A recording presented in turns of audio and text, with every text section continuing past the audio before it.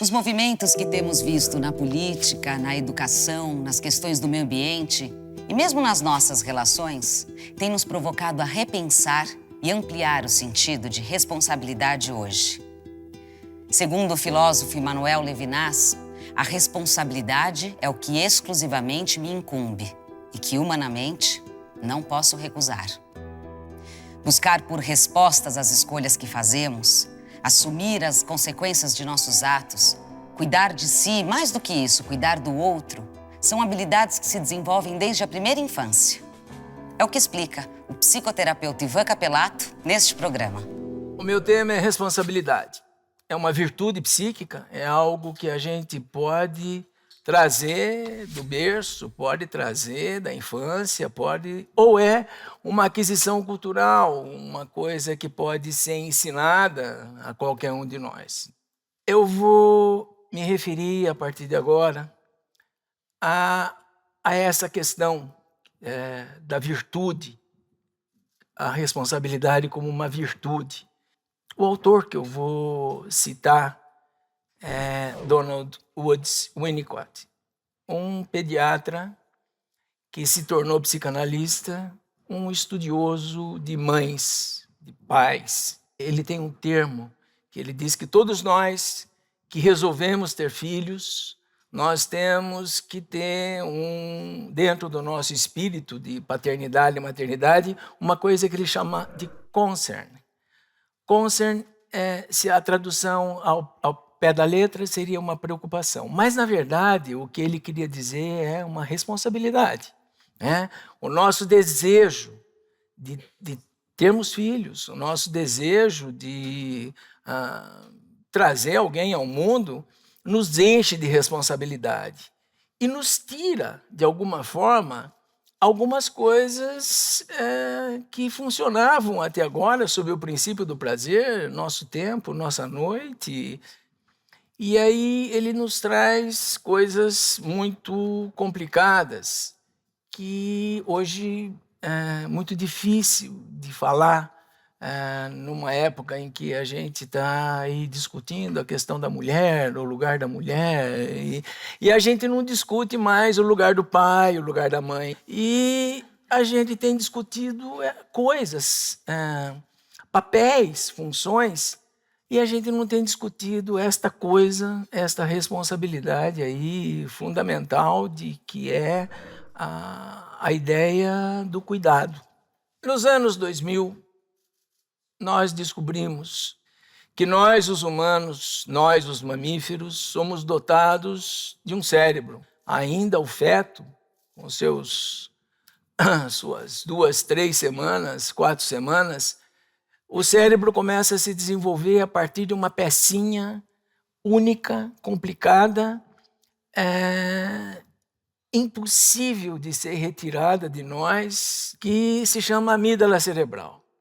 A amígdala cerebral, ela é responsável na nossa vida de mamíferos, né?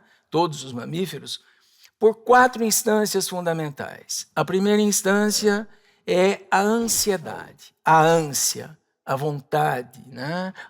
A ânsia é a fome, a ânsia é a sede, a ânsia é o seio. Quando a ansiedade não é atendida, quando uma criança está chorando de fome e essa mãe ainda, se ela estiver em casa, ela ainda não sabe muito bem manejar essa criança, ela demora para levar ao seio, a amígdala cerebral oferece a essa criança uma outra instância neurológica e psíquica chamada medo. O que é o medo? O medo de que eu estou com fome e não vou ser alimentado. E o medo, ele vai gerar uma terceira instância, que é essa instância que nós acostumamos a ver hoje no dia a dia, que é a raiva. A raiva. Então, eu sempre, quando eu faço palestra para pais, eu sempre pergunto se alguma mãe que demorou um pouquinho para levar o seio depois do choro levou uma mordida no mamilo, porque ela está com raiva. A quarta instância que a amígdala nos traz é uma entidade complicada, que é a angústia. A angústia é essa sensação que as pessoas normais têm de que o fim das coisas, o fim vai acontecer de alguma forma.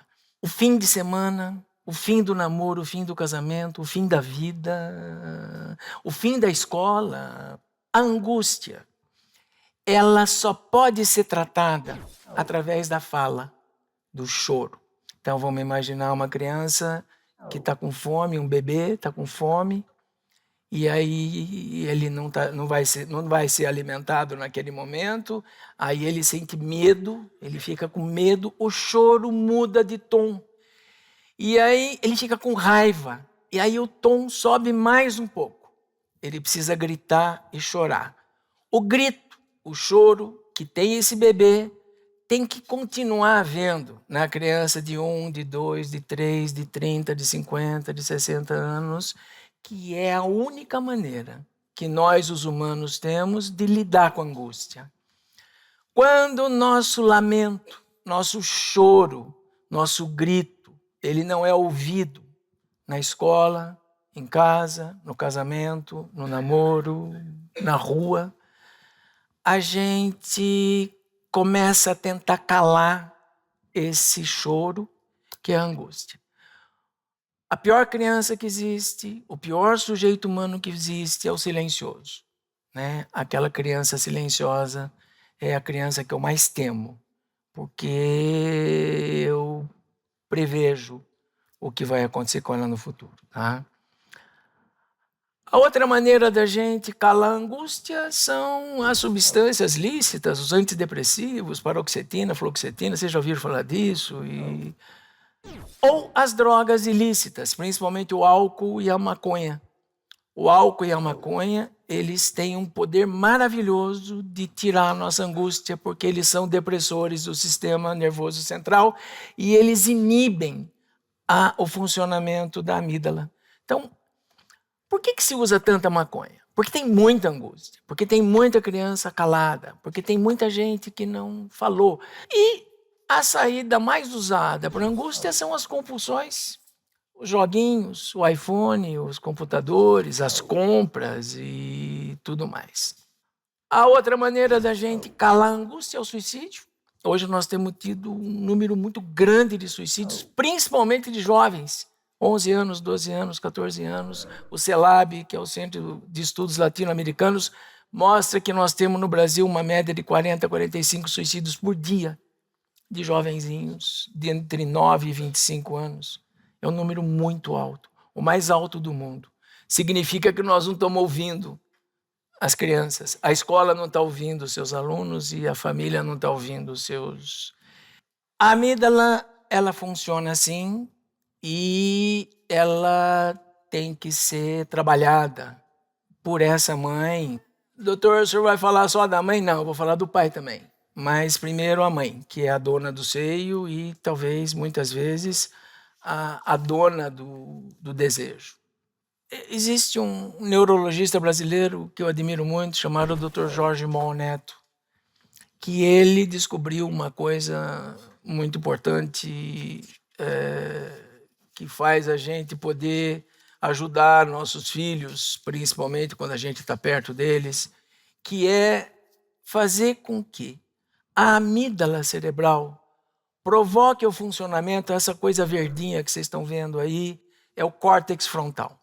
O córtex frontal é o arcabouço do nosso sentimento de responsabilidade. Vem na nossa cabeça. Só que só começa a funcionar no humano a partir dos 23 anos de idade. Até lá, já entrou na droga, largou a escola, teve filho com 12 anos, pegou AIDS, está em depressão. E existe uma maneira da gente poder fazer esse córtex funcionar antes, que é fazer com que a criança, nosso filho, o nosso aluno, fazer com que ele exercite a amígdala cerebral junto conosco.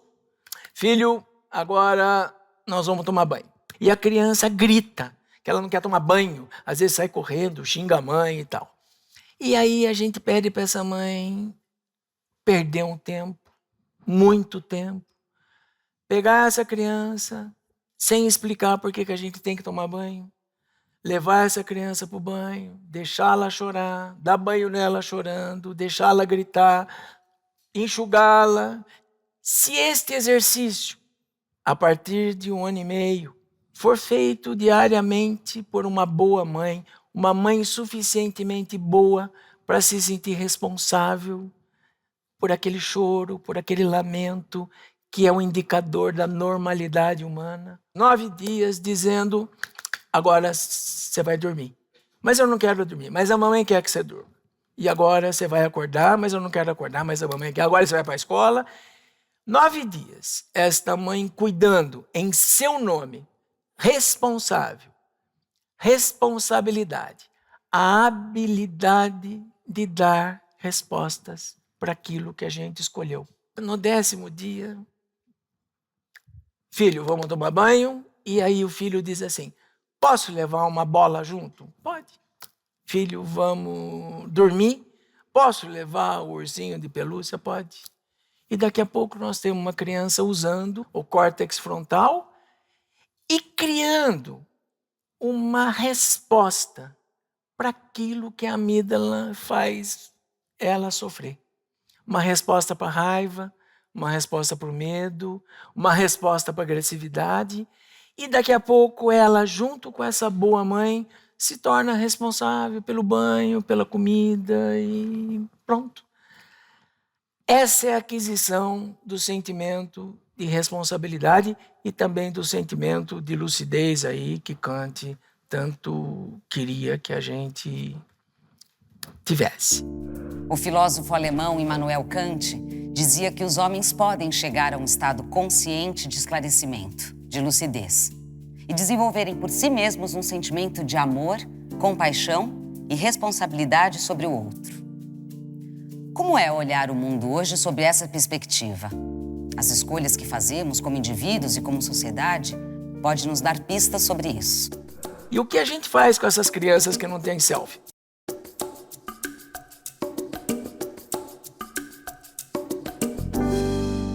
O bebê sente fome, tem medo de não ser alimentado e chora.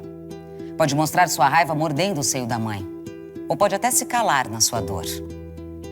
Ansiedade, medo, raiva, angústia são sentimentos que o nosso cérebro, pela amígdala cerebral, que é a sentinela das nossas emoções, aciona desde o nascimento. Como usar tudo isso em favor do nosso aprendizado emocional? Como transformar esses sentimentos tão difíceis em uma capacidade que pode durar a vida toda? Nesse sentido, o primeiro ano de vida é visto como fundamental. Existe outra maneira da gente formar, estruturar o sentimento de responsabilidade sem ser nessa gritaria toda, nesse sofrimento todo. Existe. Então, Winnicott, estudando mães e bebês, ele percebeu que nós, os humanos, que temos esse cérebro complicado, que nos dá a impaciência, nos dá a raiva, ele percebeu que o desenvolvimento neurológico, se ele for acompanhado do desenvolvimento emocional no primeiro ano de vida, nós não precisamos fazer tudo isso com essas crianças.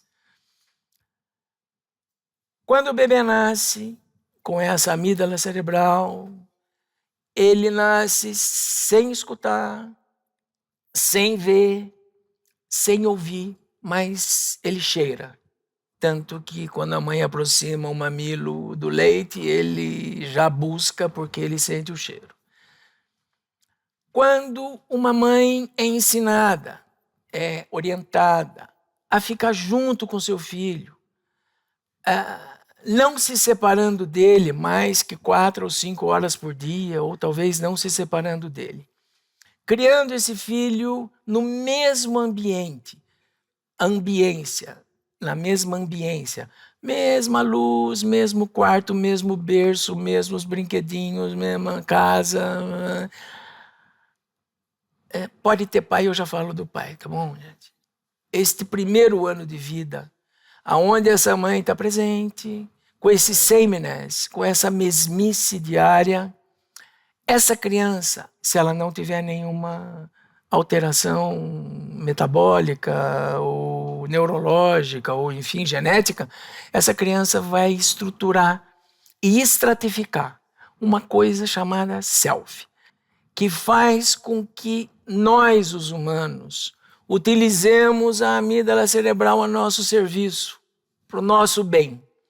O self é o criador de um sentimento muito importante na nossa vida, que gera a responsabilidade. A responsabilidade e a ética humanas. Se vocês pensarem um pouquinho, às vezes a gente separa um pouco essa história de responsabilidade e ética. E pensa numa ética pessoal, né? Então, eu sou assim, ou eu... Não, a ética é justamente o grande serviço que a responsabilidade presta na nossa vida, né? Eu escolho coisas e cuido delas. Self vai gerar o sentimento de responsabilidade através de uma sensação que vai durar a vida inteira na cabeça dessa criança, que é o sentimento de pertinência. Eu pertenço a esta casa, eu pertenço a esta mãe. Quando eu falo mãe, vocês entendem que eu estou falando de alguém que está presente, cuidando, né? E sem mudar essa mãe, sem mudar essa figura, sem trocar essa figura. Eu escolho objetos que eu me responsabilizo por eles. A partir do 4º mês, 5º mês de vida, as escolhas que nós fazemos no chão, engatinhando da nossa casa, do nosso apartamento, se chamam objetos transicionais, que é o início do sentimento da ética responsável. Então tem criança que pega um paninho e esse paninho ela usa nos momentos em que a amígdala faz com que ela tenha ou algum medo ou alguma raiva. Tem crianças que escolhem brinquedos. E a gente vai escolhendo esses brinquedos, a gente cuida deles. Quando a gente não precisa deles, a gente os deixa em algum lugar. E eu sempre peço para a mãe, não mexa, pelo amor de Deus. Mãe, doutor, é um paninho que está sujo. Não é paninho sujo. Aquilo é armadura, é o arcabouço da realização do mecanismo mais importante de defesa dele. E aí do paninho vai para outra coisa, outra coisa, outra coisa. E daqui a pouco, quem passou por essa felicidade de ter um bom primeiro ano de vida, quando receber escolhas, a escolinha, o uniforme da escolinha, tem crianças que têm self, que gostam de pôr o uniforme da escola e gostam muito de ir para a escola. E tem crianças que detestam pôr o uniforme da escola e ir para a escola. Já viram isso? Elas não conseguem pertencer. Então elas agridem, empurram o amiguinho, tentam, porque elas não sabem o que fazer, nem com medo, nem com a raiva, porque nunca lidaram com isso. Tá? E aí vão crescer. E o que a gente faz com essas crianças que não têm self? A gente muda elas de escola e manda elas para fono, para pedagoga, psicólogo. E ela passa a vida tentando ver se alguém vai poder escutá-la, ou se alguém vai entender essa falta fundamental, como diz Lacan, que ficou aí dentro dela.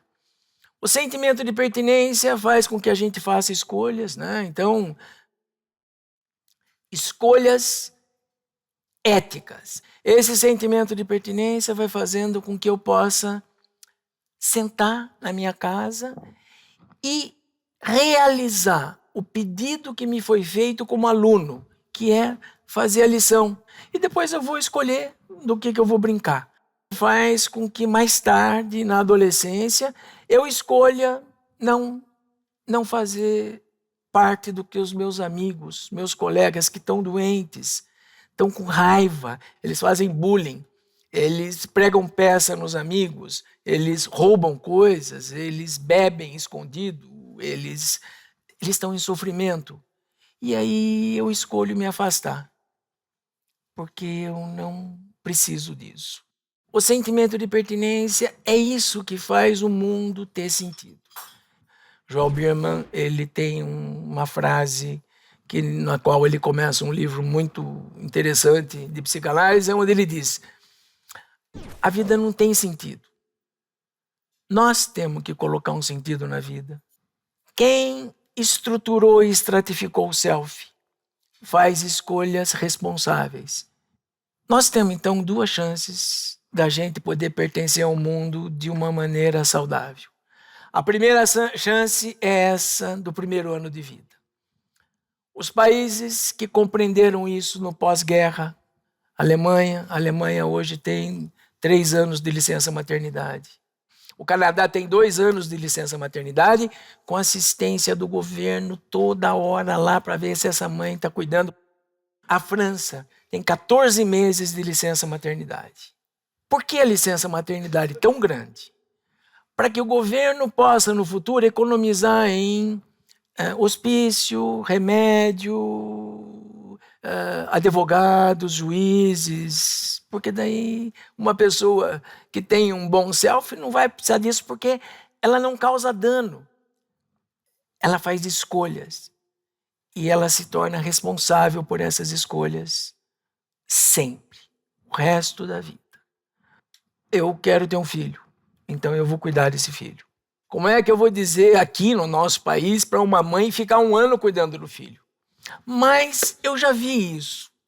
Eu trabalhei um tempo atrás, de uma maneira voluntária, com alguns lugares, algumas escolas da periferia aqui de Campinas, e eu vi crianças sélficas, vi crianças maravilhosas, famintas, sem raiva, famintas, sem medo, sem a ambiência, mãe mais ambiente.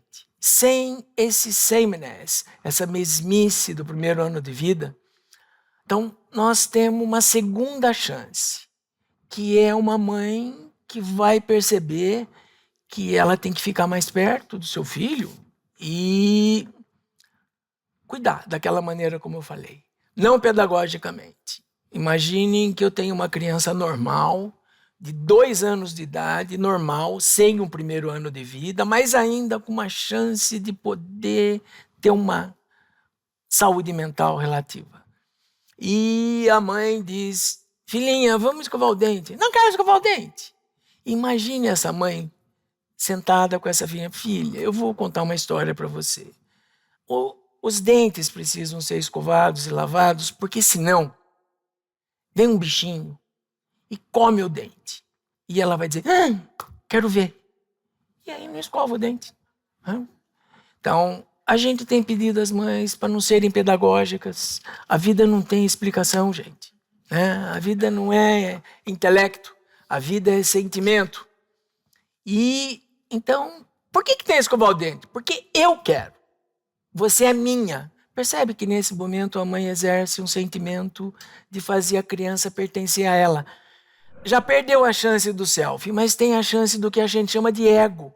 Ego é esta outra entidade secundária, aonde nós, bem cuidados a partir do 2º, 3º ano de vida, com uma mãe que diz: agora você vai fazer lição, porque eu quero. Não é porque a escola é cara, é porque eu quero. Agora você vai tirar a fralda, porque eu quero. E agora, quando nós temos uma pessoa que perde a novela das 8, das 9, perde tempo e cuida, fazendo com que a criança se sinta pertinente a ela, é possível, como eu falei naqueles 8, 9 dias, que essa criança crie uma entidade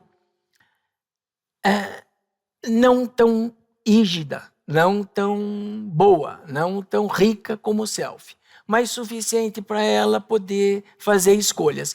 Só que quem tem self tem uma autonomia, tem autoestima, percebe? Não fica preocupado em seguir a moda ou em ter que ir naquela pizzada que os amigos vão para beber. Mas quem tem o ego vai conseguir fazer escolhas, vai conseguir lutar contra o medo, contra a raiva, mas vai precisar sempre de um outro. Sempre do desejo do outro, como preconiza Lacan. No próximo bloco... O que são virtudes? Virtudes são componentes da responsabilidade, da ética.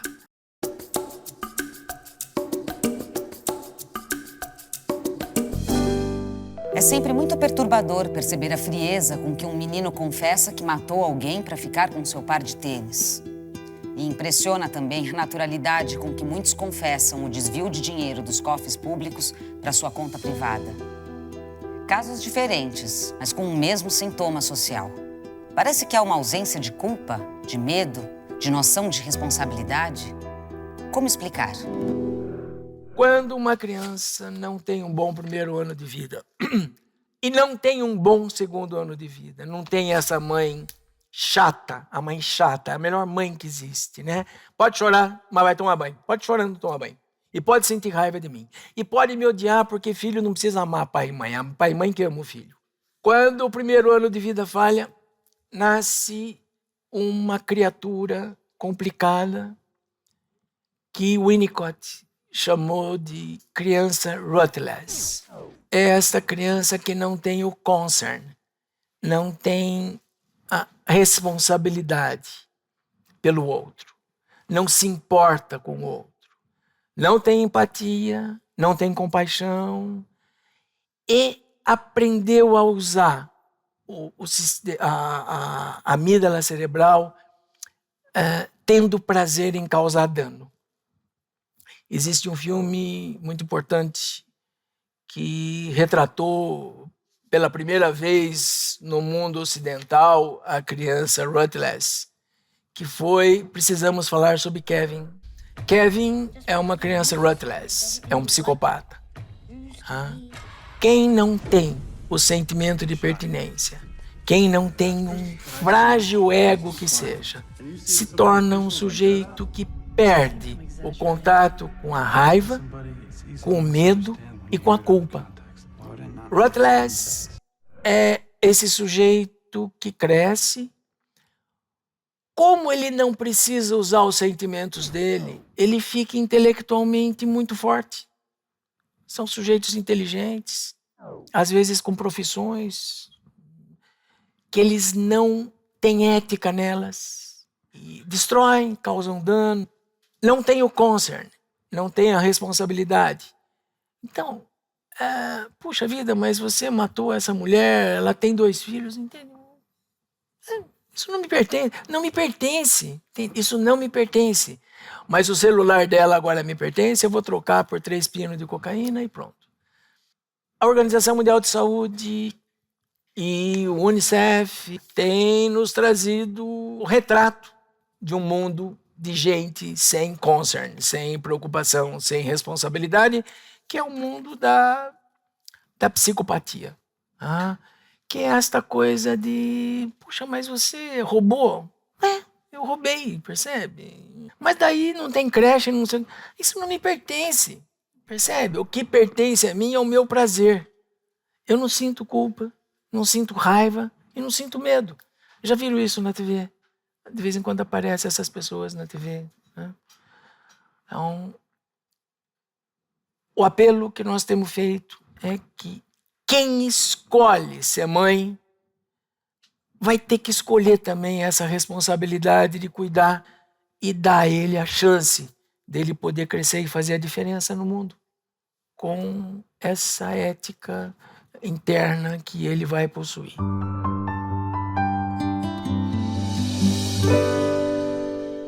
Da responsabilidade, da ética, do self, nasce o que a gente chama das virtudes. Eu vou falar um pouquinho de algumas delas aqui. O que são virtudes? Virtudes são componentes da responsabilidade, da ética. Kant dizia que o que é ética? Ética é seguir a lei, é fazer o que a lei manda, percebe? O que diz a psicanálise? Ética é a capacidade de você acreditar nas escolhas que você fez e tomar conta delas. Então, a disciplina, né? A disciplina. Eu vou agora fazer isso, fazer aquilo. Eu tenho aula amanhã cedo, então eu vou dormir agora à noite, vou desligar meu celular. Para que haja disciplina Eu não preciso só ser um sujeito com um self, ser bem dotado no meu primeiro ano de vida. Um ego já resolve. Resolve quando tem alguém perto. Filho, vai estudar. Mas, nossa, mas ele tem 31 anos, está fazendo doutorado. Então, mas tem que ter alguém perto. Se ele não tiver self, tem alguém perto. A compaixão. Compaixão é uma virtude que une a pena do outro, o sentimento de me penalizar pelo outro que está com fome, que está morrendo, e sentir que eu estou impotente para fazer alguma coisa. Mas a compaixão é um sofrimento meu, porque eu compreendo o que está acontecendo com o outro. A compaixão é a irmã gêmea da empatia, me colocar no lugar do outro. A compaixão, ela precisa do self.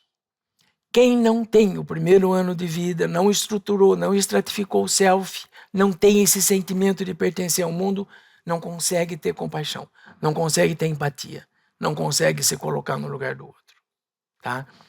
Quem tem ego sofre pelo outro, mas não consegue se colocar no lugar do outro. Né? A crença.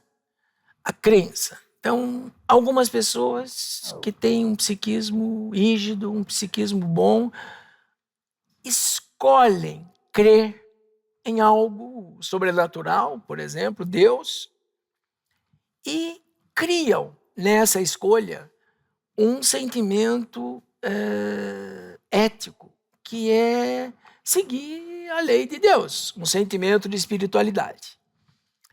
Quem não tem esta responsabilidade, esta ética, este self, escolhe a religião. Porque daí eu vou ser comandado por outro, o ego, percebe? Aí eu preciso do outro para me fazer crer. A amizade é uma virtude que pouca gente tem. Hoje nós temos galera. A amizade, ela é uma virtude que faz com que a gente escolha o amigo e cuide dele. Eu fui à festa com meu amigo, com os meus amigos, e um bebeu um pouco a mais, está vomitando, e eu paro a minha festa e vou cuidar dele. É uma estrutura, é uma virtude que só é possível para quem tem um sentimento de responsabilidade, um sentimento sélfico, um sentimento pelo outro. O ego nos dá a capacidade da gente usar a amizade para a gente, então às vezes a gente liga para o amigo e fala, onde você vai hoje? Percebe? Porque aí eu vou onde ele vai e tento sentir o prazer que ele tem. Quem tem ego, quem é relativamente saudável. Quem tem self, vai, diz ao amigo, estou indo em tal lugar. E quem for, fica já junto comigo. Tá? O trabalho é uma virtude, é a escolha máxima do meu sentimento de pertencer ao mundo. É de onde eu vou gerar coisas para o mundo. Seja eu um balconista, que vou rir para a pessoa que veio pedir o pastel, seja eu um médico que vou tentar cuidar da dor daquele paciente oncológico que está lá na minha frente. O trabalho, ele deixa de ser uma virtude quando eu tenho que fazer o que eu escolhi. Escolher o que eu faço me dá prazer. Ter que fazer aquilo que foi escolhido sem eu pertencer àquilo é ruim. A coragem é a virtude de assumir de uma maneira íntegra as coisas que eu acredito. A coragem, o ego é suficiente para a gente ter coragem. Porque às vezes a gente está meio fraco e alguém fala, vai lá, fala com a menina lá, pede ela em namoro. Aí eu vou em nome do outro. O ego garante a coragem para a gente. O self, eu sou corajoso quando eu faço escolha, né? Não preciso de alguém bater no meu ombro e dizer que eu estou autorizado a fazer isso. A perseverança, que é a virtude de eu manter vivo dentro de mim as escolhas que eu fiz e esperar que elas tenham a consequência que eu quero que elas tenham. Um bom ego permite a perseverança porque às vezes tem alguém, o chefe, professor, a namorada, a esposa que fala: bem, espera mais um pouco que vai dar certo, espera mais um pouquinho. A honestidade é uma virtude. A honestidade, ela nasce da empatia. A honestidade, ela só depende do self. O que é honestidade? Eu tenho o que me pertence, isto é meu e isto não é meu. Só é capaz de fazer isso quem tem o self estruturado. Como é dado o papel de mãe na criação por pais homossexuais?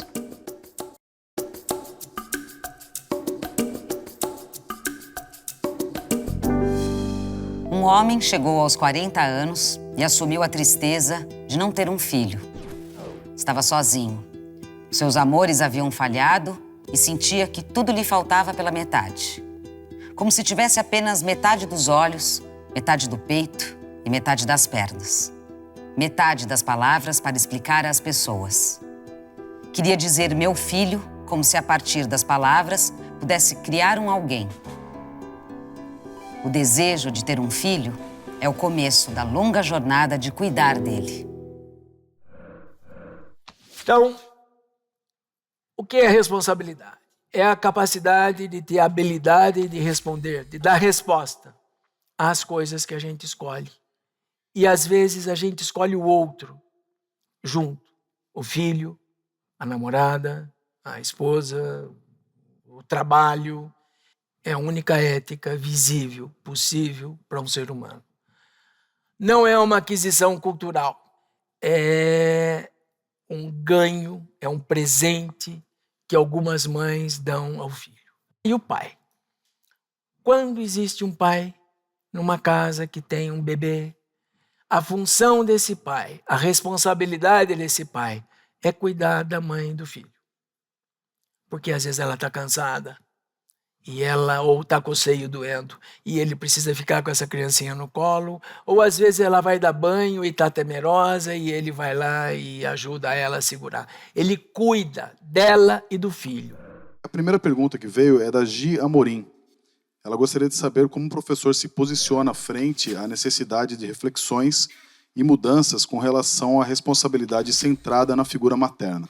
Há um tempo atrás, quando nós começamos a questionar essa diferença fundamental entre ser homem e ser mulher, estar homem e estar mulher, o lugar do homem e o lugar da mulher, nós começamos a abrir espaço para uma coisa muito bonita, que é colocar a mulher no mundo do trabalho, colocar a mulher votando e trazendo a mulher para o espaço humano que ela pertence, né? Mas nós desprezamos, nesse momento, a ideia de que essa mulher pode, em algum momento da sua vida, sendo médica, juíza, psicóloga, balconista, desejar ser mãe. E existe um espaço fundamental, um vácuo fundamental entre ser mulher e ser mãe. Ser mãe é outra entidade. Ser mãe é uma mulher com um desejo a mais na sua vida, no qual ela vai tocar esse desejo, cuidar desse desejo. Há um tempo atrás, algumas pessoas começaram a colocar a mãe como mito. Não existe mãe, qualquer um pode cuidar. E hoje a resposta que o mundo dá a esses escritos, graças a Deus que eles nunca mais foram feitos, a esses escritos complicados sobre o mito, é essa resposta que nós estamos tendo aí. Essas crianças que estão na Fundação Casa, essas crianças que estão suicidando, essas crianças que estão roubando, elas um dia elas ficaram no braço de uma mãe. E em algum dia, logo depois, elas saíram do braço dessa mãe e ficaram nos braços de gente desconhecida, foram terceirizadas, creche, vizinho, vó, e elas perderam a chance de constituir a estrutura mais fundamental nossa, que é o self. Então, assim, existe o mito da mãe? Não. Existe a mãe que ela escolheu, nós estamos falando de responsabilidade, escolheu isso. E existe a mulher, porque a hora que essa mãe conseguir passar esse 1 ano com esse filho, desse jeito que eu falei, ela volta a trabalhar. O que nós temos que garantir é que a mãe tenha direitos. A mãe suficientemente boa é aquela que faz as coisas para ela, mas não se distancia do filho. Não se distancia mais do que 4 ou 5 horas por dia do filho. Winnicott diz que a mãe é essa que tem o holding, é essa capaz de abraçar. E isso começa lá quando alguém tem um seio e vai amamentar uma criança. Hoje a ciência está sabendo que a mãe é uma necessidade fundamental. Existem mulheres que podem escolher não serem mães. Gente, percebe? Não, eu vou casar, quero uma casa, 2 carros, 5 iPhone, um poodle, um cactus e agora um filho. Percebe? Não é assim, né? Você me levou a entender que você acredita mais ou menos que existem pessoas que receberam o presente da mãe de ter o selfie e pessoas que não receberam esse presente. A primeira pergunta é se você realmente acredita que são essa dualidade na construção da personalidade das pessoas. E se você acredita nisso, você acredita que depois da infância existe alguma forma de você transpor essa barreira, de você não ter o selfie, desenvolver o selfie durante a vida adulta? Eu vou lhe dizer assim, o selfie, ele passou o 1º ano de vida, não tem mais jeito, não vai ter mais. Mas tem o ego, que é a nossa segunda chance. Vocês têm visto muito falar em adoção, tem muitas crianças aí, tem muita gente querendo adotar. Eu fiz parte de um projetozinho aí numa cidade aqui perto sobre adoção e fiz uma palestra para os pais que estavam querendo adotar. E a minha palestra foi que eles teriam que repetir. Vão adotar criança de 4 anos, 2 anos, 5 anos, o que ela não viveu. Então alguém vai ter que ficar em casa E aí, dos 36 casais, ficaram 2. Porque nós descobrimos que eles queriam adotar, era um prazer para eles, mas eles esqueceram que eles teriam que cuidar, né? Então,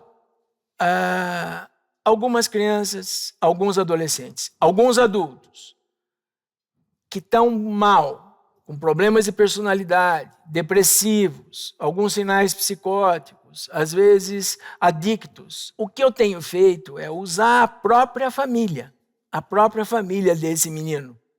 Eu trago os pais para o consultório quando tenho os pais juntos, ou eu trago aquele que está mais próximo desse menino ou dessa menina, e eu trabalho com esse pai, primeiro, o que ele está sentindo de ter um filho tão doente, tão perdido, mas que não sai de casa, entende? Ele usa droga e vai para casa. Ele bebe e vai vomitar no banheiro da casa dele. Ele não trabalha e fica lá comendo a comida que a mãe faz. Percebe? Ele está pedindo. Essas coisas que ele faz são pedidos. Porque existe uma coisa assim. Quem tem um resto ainda de desejo de viver, uma pulsão de vida, grita. Lembra da amígdala cerebral? Grita. E o grito que a gente pode dar de qualquer maneira. Tem gente que se machuca, eu tenho meninas no consultório que se cortam. Então eu chamo quem cuida. Às vezes eu encontro casais e trabalho com eles primeiro o que eles estão sentindo, né? E ensino a eles esta mágica de mexer no sistema límbico, de fazer com que a raiva possa ser expressa, não através do vômito, da droga ou do corte, mas dentro de casa. Ensino a eles a começarem a cuidar. Então, Bruno, agora você vai estudar o dente. Mas ele tem 19 anos. Não tem importância. Não tem importância. Ele não tem um ano de vida psíquica. Ele tem 19 de vida cronológica. Já largou a escola, já. E aí o que começa a acontecer é que esse Bruno, que vai ser convidado pela mãe e pelo pai para escovar o dente, ele quebra espelho, ele briga, porque agora ele está mais velho, né? Então a raiva dele é muito maior e ele expressa de um monte de maneiras, mas daqui a pouco ele vai escovar o dente com raiva, e vai jantar com raiva, e vai dormir com raiva, E o pai vai lá e desliga o computador dele e ele fica com raiva. E daqui a pouco ele está lá, indo comer pizza de sexta-feira com os pais. Só que daí eu peço para esses pais não morrerem. Porque o ego, ele tem um prazo de validade. Esse menino constituiu não um self, um ego. Voltou a estudar e aí ele vive, ele está vivendo. Ele largou a droga, mas isso é possível, viu, gente? Isso é possível. Né? A droga é o grito. Então, é possível cuidar, e essa ciência na qual eu acredito já trouxe benefício para muita gente, você nem imagina. Eu não sei calcular para você. Mas é possível dar um ego, seja por uma criança de 2 ou por um sujeito de 30. Eu preciso que alguém ame suficientemente esse filho para poder resgatá-lo. Isso vai gerar um self? Não. Isso vai gerar a ideia de que ela pertence àquela família. A última pergunta veio do público, alguém que não se identificou, e é o seguinte: como é dado o papel de mãe na criação por pais homossexuais? Eu tenho vivenciado isso na clínica, inclusive por um colega homossexual que se casou, já está há 11 anos junto com o parceiro, e que adotou uma menina. E eles vieram conversar comigo para saber como é que faz. Eu queria saber se ela entendia que tinha 2 homens e que ela tinha que chamar alguém de mãe. E quem que ela ia escolher para chamar de mãe? E um deles quis me perguntar, mas ela precisa de mãe? Precisa. Precisa de mãe, e a mãe vai ter que ter um papel diferenciado, um lugar diferenciado. É normal, necessário, que as crianças que têm um rasgo ainda de saúde mental, não tem self, mas tem possibilidade de ter saúde mental, que elas façam uso da amígdala cerebral. A motivação, a ansiedade, o medo e a raiva. E aí, isto nunca aconteceu no abrigo. Quando este senhor começou a exercer o papel materno, eu pedi para ele dar comida na boca dela. Mas tem 5, não, dar comida na boca dela. Até ela pedir para comer sozinha. E ele começou a dar comida na boca dela. E aí começou a acontecer um fenômeno que é o fenômeno mais saudável que pode haver numa criança que tem saúde mental: o medo. Uma noite, ela lá na caminha dela, ela falou: mãe! E ele levantou: eu tô com medo. É a primeira vez na vida que essa menina sentiu medo. Ela começou a sarar, gente. Para quem me perguntou se é possível. Né? E aí ele falou para ela: você está com medo do quê? E geralmente o primeiro medo que a criança sente não tem objeto. Né? Eu posso pensar no que eu estou com medo, enquanto isso você fica aqui comigo. E ele deitou do lado dela. É uma mãe. Ele começou assim: quando eu era pequeno, eu tinha medo de uma coisa que acontecia na minha cidade, que era o homem do saco. Ai, o homem do saco? Como que é? Então, o homem do saco, as pessoas diziam que ele passava pela cidade e as crianças que estavam na rua ele levava. Posso ficar com esse medo? Pode. Na outra noite, ela deitou, esperou ele deitar. Daí ela falou assim: mãe! Aí ele foi, ela foi: estou com medo do homem do saco. Então, assim, é possível? É possível. Desde que a gente tenha personalidades saudáveis. O que importa não é a anatomia. O que importa é a saúde mental suficiente para poder cuidar. Para poder cuidar. Pensem nisso. É a responsabilidade que eu vim trazer para vocês, tá? E esse homem se tornou responsável por essa menina, sendo chamado de mãe no shopping, sendo chamado de mãe. Aliás, meu filho mais novo me chamava de mãe até os 5 anos. Cuidar é um papel materno que pode ser exercido, se for por uma mulher, melhor, mas pode ser exercido por qualquer pessoa. Não é esse jogo social estúpido e hipócrita. A questão é: eu quero, né? Eu quero. A escolha determina a responsabilidade. A responsabilidade determina a ética. Mais reflexões no site e Facebook do Instituto CPFL e no canal do Café Filosófico no YouTube. O descuido da escola, da sociedade, é muito grande, muito grande. Criança não é árvore, entende? Que a gente molha e vê crescer. E ter cometido o erro de negar isso é o preço que a gente tem pago no mundo com esse monte de gente doente.